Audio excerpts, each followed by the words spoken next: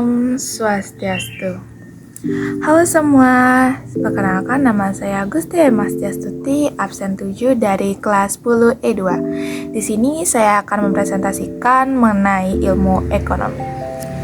Dimulai dari istilah ekonomi yang dicetuskan oleh Xenophon, ekonomi atau oikos nomos, oikos yang berarti rumah tangga dan nomos seperti aturan.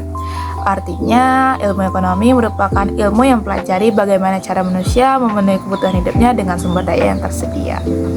Nah, mengapa sih kita perlu mempelajari ilmu ekonomi? Tujuan mempelajari ilmu ekonomi yaitu untuk memenuhi kebutuhan agar tercapainya kemakmuran dengan memprioritaskan kebutuhan yang lebih penting. Sejarah ilmu ekonomi. Terbentuknya ilmu ekonomi setelah diterbitkannya buku yang berjudul The Wealth of Nations atau Negara Kesejahteraan pada tahun 1776 oleh Adam Smith. Menurutnya, untuk mewujudkan negara kesejahteraan dapat diwujudkan tanpa campur tangan pemerintah.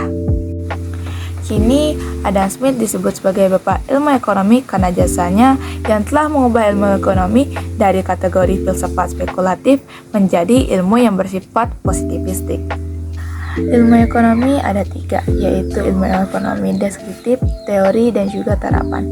Ilmu ekonomi deskriptif yaitu ilmu yang menjelaskan gambaran fakta tentang peristiwa ekonomi.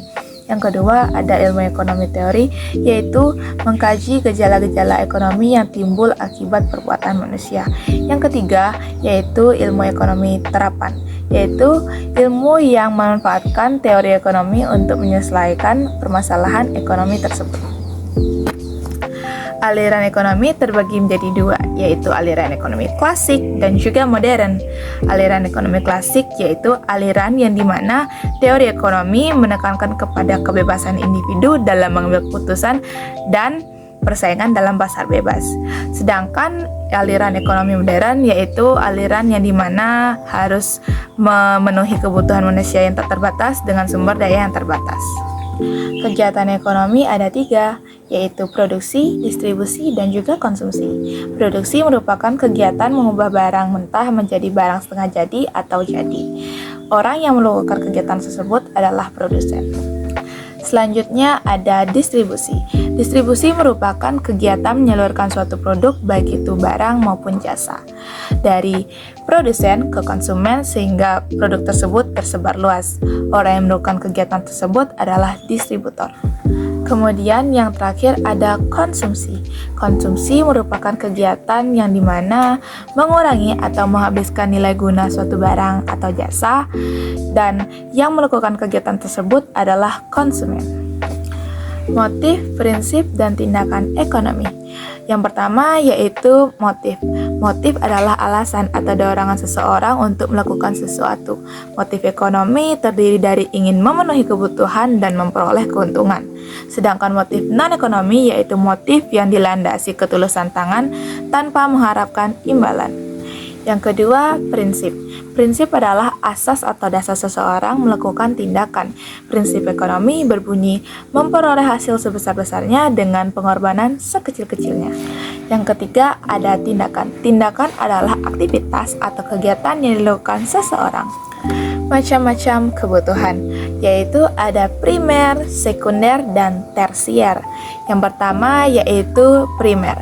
Kebutuhan primer adalah kebutuhan pertama yang harus dipenuhi oleh manusia untuk kelangsungan hidupnya. Contoh seperti pakaian, rumah, dan juga makanan. Yang kedua ada kebutuhan sekunder. Kebutuhan sekunder adalah kebutuhan yang bersifat pelengkap setelah terpenuhinya kebutuhan primer. Kebutuhan ini contohnya seperti televisi, peralatan, gadget, dan lain-lain. Yang ketiga yaitu kebutuhan tersier. Kebutuhan tersier merupakan kebutuhan yang dipenuhi setelah memenuhi kebutuhan primer dan juga sekunder. Kebutuhan ini bersifat mewah seperti pesawat, jet mobil, mobil sport.